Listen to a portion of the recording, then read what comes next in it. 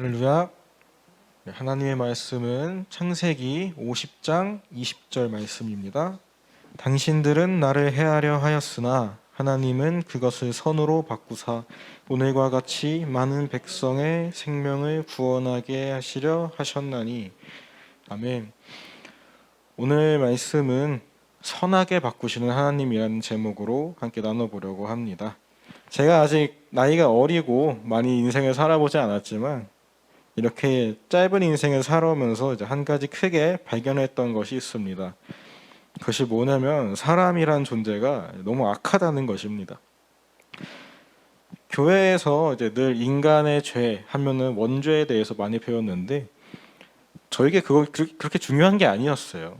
원죄 때문에 사람이 구원을 못 받는 게 아니고 그냥 사람이 너무나 악해서 구원을 받을 수가 없는 존재구나라는 거를 이 얼마 안 되는 시간 동안 정말 너무나 잘 느낄 수 있었습니다. 제가 이 도덕이나 윤리 시간, 철학 시간에 인간의 본성에 대해 얘기하면은 절대적으로 성악설을 지지했던 사람입니다. 인간은 태어날 때부터 악한 존재입니다. 너무나 악한 존재고 본성적으로 아주 악을 좋아하게 태어났습니다. 이것을 강력하게 지지하고 주장했는데 그 이유가 무엇이었냐면은 사실은 저희 어머니께서 하시던 어린이집에 다니면서였습니다. 아이들이 너무나 악한 거예요. 그러니까 자기들은 악한 짓을 하는지 모르고 이게 악인지 선인지 구분도 못하는 아이들이 너무나 즐겁게 악을 행하는 그 모습을 보면 어떨 때는 가끔 소름이 끼칠 때도 있더라고요. 특히 제가 어릴 때만 해도 저와 정말 가깝게 지내던 친구가 있었는데 그 친구가 좋아했던 게 뭐냐면은 잠자리 날개를 찢는 거였어요. 어릴 때는 그게 뭐 그냥 아무 생각이 없었는데 이제 커서 생각해 보니까 왜 그런 짓을 했지?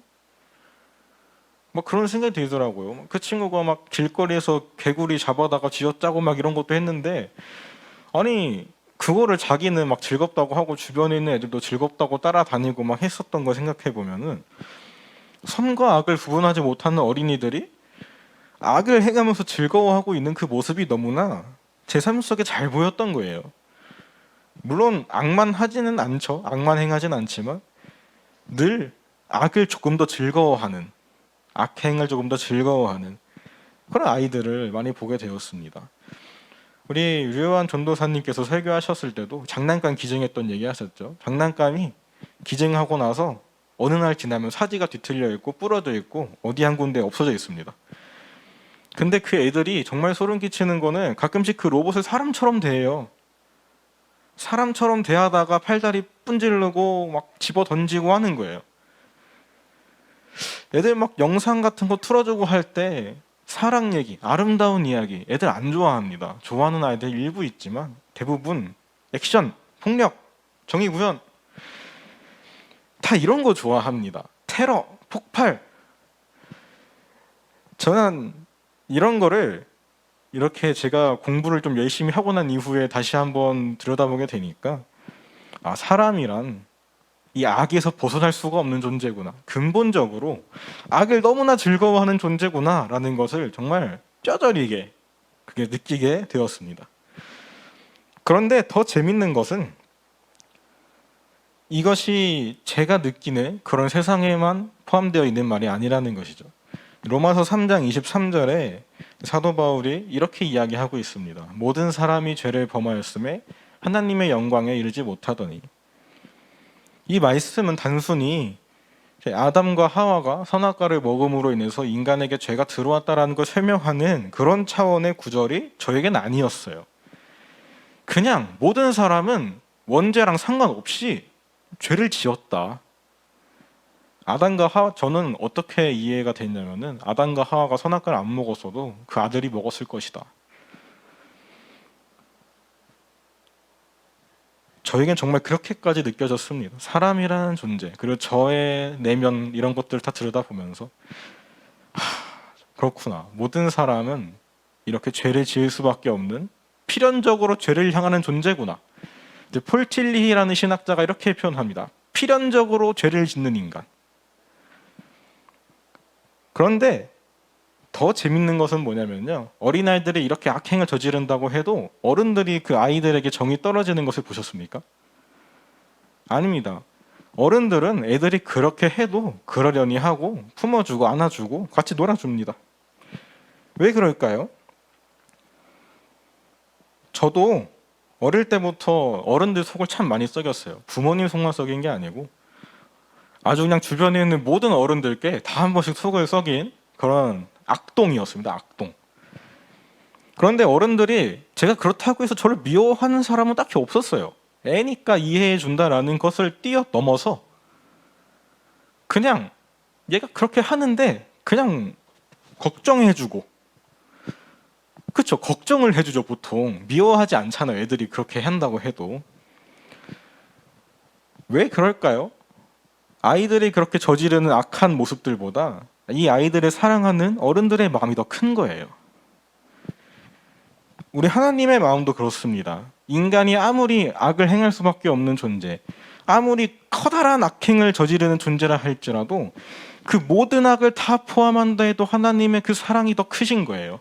그렇기 때문에 하나님께서는 이렇게 악한 인간을 구원하시고자 마음을 먹을 수가 있었던 거죠. 이어지는 로마서 3장 23절에 이어지는 24절을 우리가 세 번역으로 함께 읽어보겠습니다.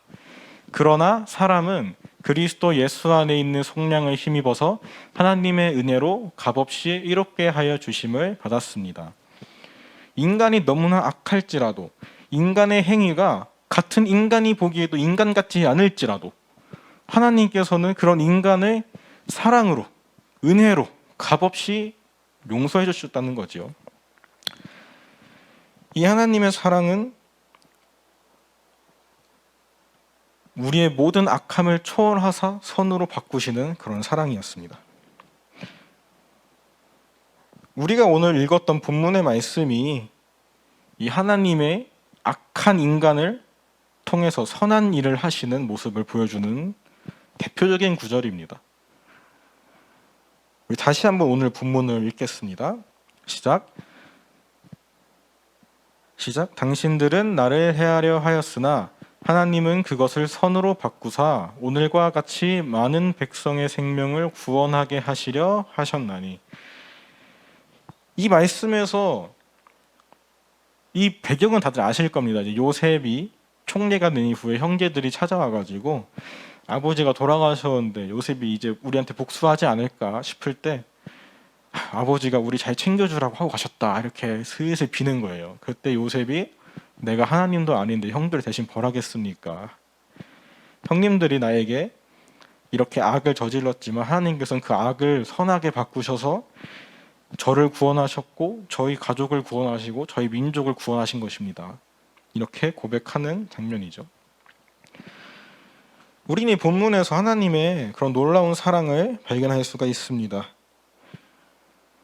이 하나님이 이 형제를 팔아먹고, 심지어 원래는 죽이려고 했었죠. 죽이려고 했지만 노예로 팔아먹었던 이 형제들의 악함보다 그보다 더한 사랑으로, 그것을 단순히 요셉이라는 불쌍한 사람을 구원하는 것에서 멈추지 않고 그 민족까지 구원하게 되시는 큰 선한 계획을 이루시게 되는 것입니다. 놀라우신 하나님의 사랑은 또한 예수님을 시기하고 죽이려 했던 그 이스라엘의 악함을 통해 인류를 구원하신 것을 우리가 보면서 더 크게 와닿을 수가 있습니다. 예수님의 이 사역을 하시는 동안에 많은 사람들이 예수님을 시기했어요. 질투했고 죽이려 했고 결국 죽이는 데 성공을 하였죠. 이 한 사람을 통해 이 한 사람을 향했던 그 악한 마음들, 악한 행동들, 그것들이 그 인간을 결국에 죽이기까지 했지만 그 악함과 그 행동들을 하나님께서 이용하셔서 그것을 선한 역사로 바꾸셔서 이 모든 인류를 구원하시고 우리를 지금까지 이 자리로 인도하고 계신 것을 우리가 믿습니다.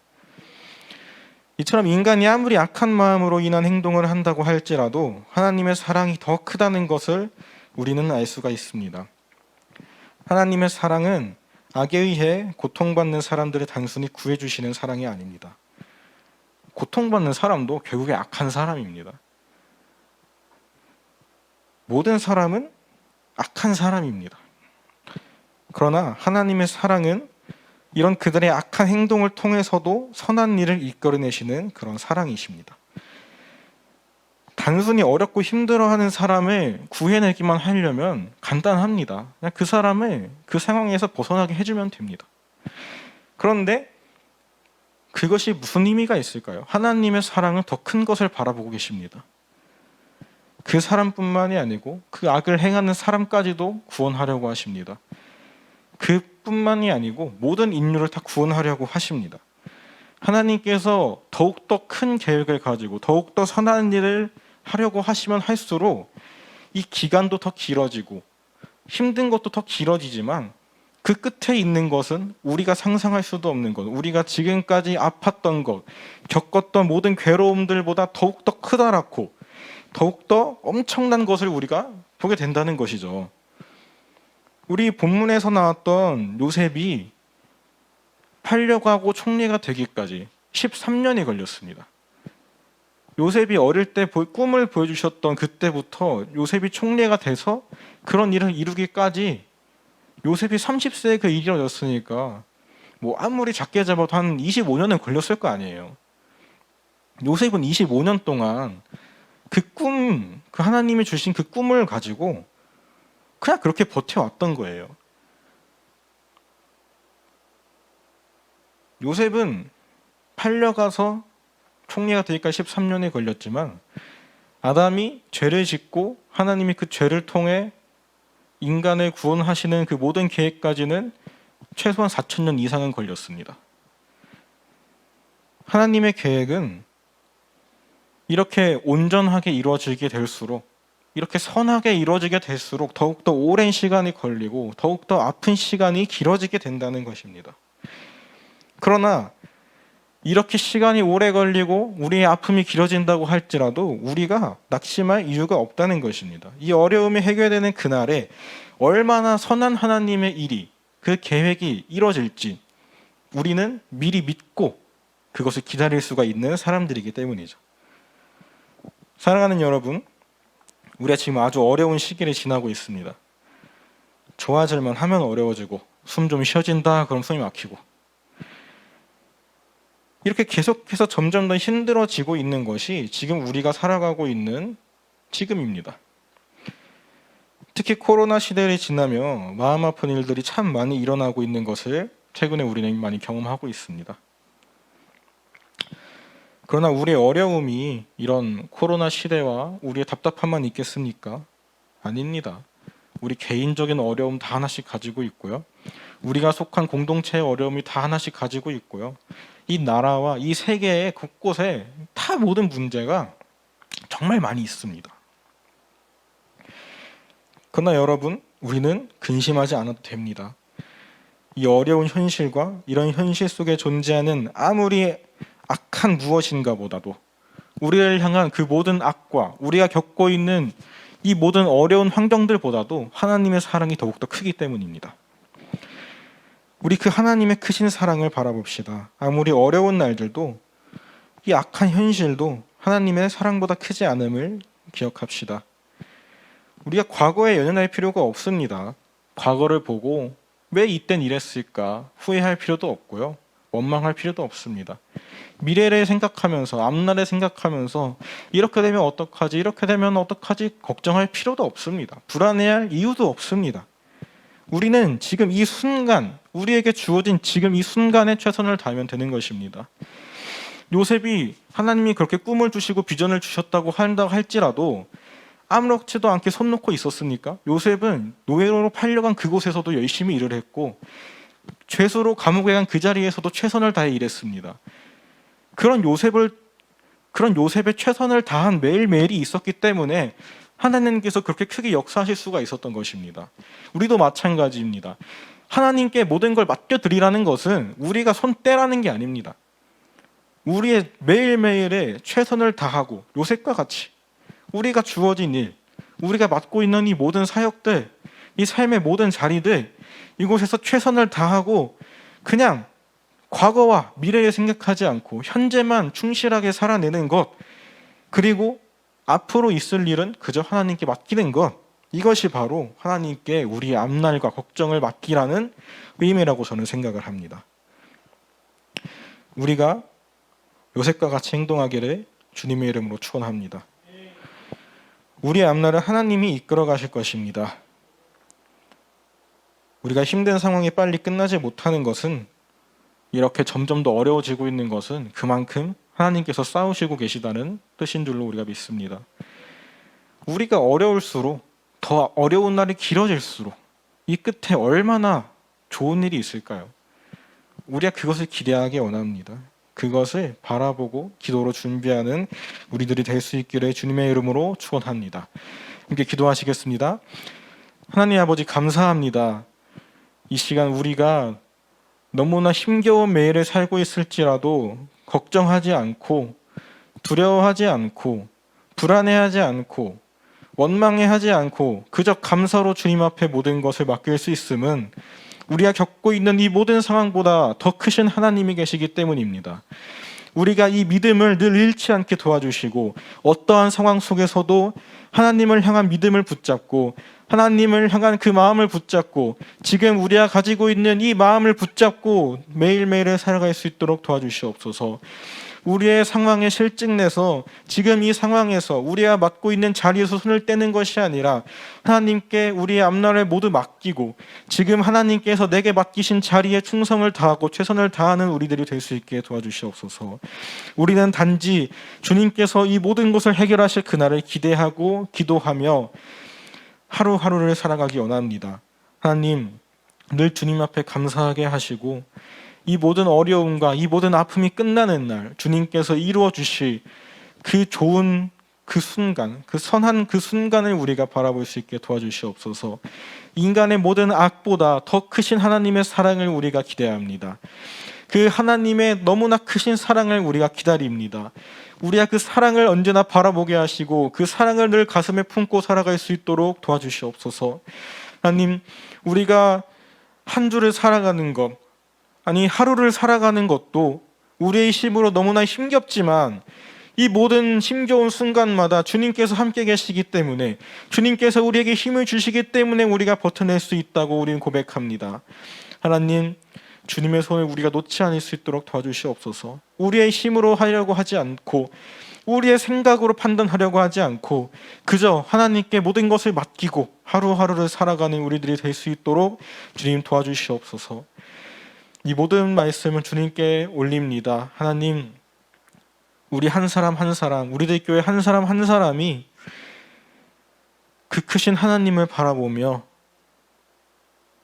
그 하나님의 놀라우신 사랑을 바라보며 하루하루 주님과 동행하며 살아갈 수 있도록 도와주시옵소서. 감사드리며 예수님의 이름으로 기도드립니다. 아멘.